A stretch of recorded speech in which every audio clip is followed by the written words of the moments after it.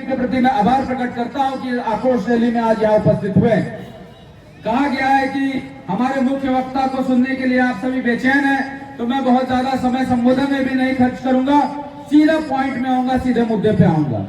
आज जो हम लोगों ने जन आक्रोश रैली यहाँ निकाला है, इसका मुख्य मुद्दा क्या है? इसका मुख्य मुद्दा है कि हेमंत सोरेन की ये सरकार जो 3 साल तक यहाँ पर रही है, 3 साल में इन्होंने एक काम नहीं किया।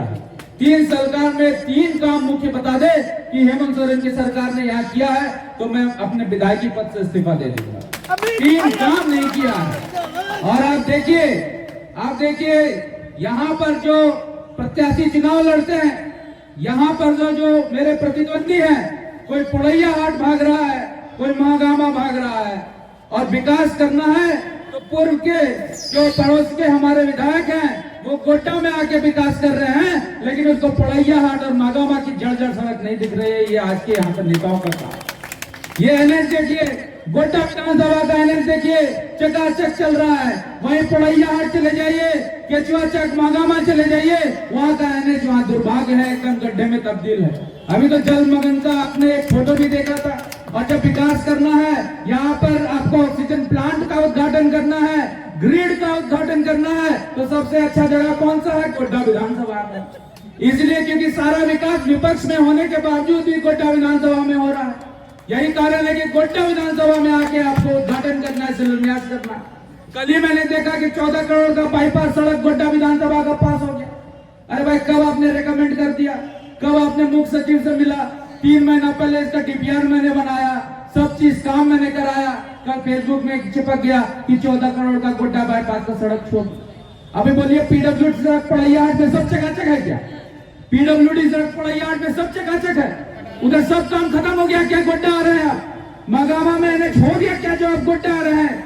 महागामा में आपका बिजली व्यवस्था ठीक हो गई जो गोड्डा आ रहे हैं? सदर हॉस्पिटल में हम लोगों ने ऑक्सीजन प्लांट लगा दिया। आपने अपने विधानसभा में क्या किया? ये जवाब दीजिए। गोड्डा विधानसभा में आने की किसी को जरूरत नहीं। और जो गोड्डा विधानसभा में चुनाव लड़ रहे थे, वो सोच रहे कि गोड्डा में सब काम हो गया, तो मेरा गोड्डा में क्या काम? हम पुड़ैया हाट चले जाते, महागामा चले जाते। उल्टा चल रहा है, उल्टा दिशा में गंगा चल रही है। लेकिन चलिए, राजनीति ये सब चलता है।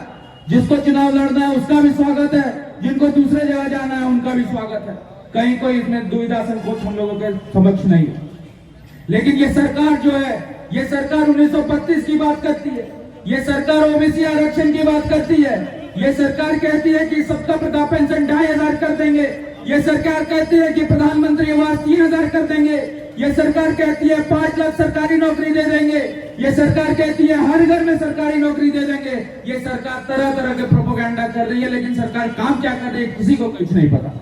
आज एक भी सड़क आप देखिए, नई स्वीकृत सड़क जो रघुवर दास के कार्यकाल की सड़कें थी, उसको छोड़ दे तो ये सरकार ने एक सड़क नहीं बनाया, एक पुलिया नहीं बनाया। यहाँ पर वृद्धा पेंशन 6 महीने से लोगों का बंद है। लाल हरा कार्ड जिसको आपने देखा था मुख्यमंत्री का फोटो के साथ, 6 महीना तक यहाँ पर उसमें राशन नहीं आ रहा है। लाल कार्ड जो केंद्र की योजना है, 2 महीने से राशन नहीं आ रहा है। ये सरकार गरीबों के राशन खाने वाली सरकार है, ये लूट खसोट की सरकार है। इसलिए मैं कह रहा हूँ, अभी जितनी माताएं बहनें यहाँ उपस्थित हुई है, सभी से पूछा जाएगा तो बताइए, अक्टूबर नवंबर का राशन मिला कि नहीं मिला? बोलेगी नहीं मिला। हरा कार्ड का राशन मिला कि नहीं मिला? 6 महीने से बोलेगी नहीं मिला। वृद्धा पेंशन 6 महीने से नहीं मिला। अब जब आपको वृद्धा पेंशन 6 महीने से नहीं मिल रहा, तो आप 2500 वृद्धा पेंशन क्या करेंगे जिसकी आपने घोषणा की थी? इसलिए मुझे लगता है कि ये सरकार घोषणाओं की सरकार है। सरकार सिर्फ आपकी संवेदना के साथ खेलना चाहती है।